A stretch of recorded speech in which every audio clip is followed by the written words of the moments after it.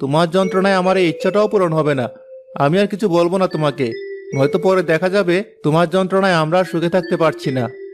এই তো লক্ষ্মী ছেলে আমার, এতক্ষণে মায়ের কথা বুঝতে পেরেছিস। আমার মনের মতো একটা মেয়ে পছন্দ করে রেখেছি তোর জন্য। কদিন পরই তোদের বিয়ে দিয়ে দিব। রবির সাথে তার মার পছন্দ করা মেয়ের বিয়ে হয়ে গেল কয়েকদিনের মাঝেই। নতুন বউ তাদের জন্য পায়েস রেঁধে আনলো। এই নিন মা, আপনার পায়েস অনেক পছন্দ বলে খুব শখ করে রেঁধেছি। আপনি একটু খেয়ে বলুন কেমন হয়েছে।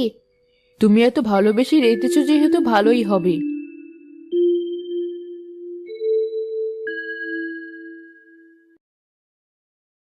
থু, ভালো নাকি ছাই?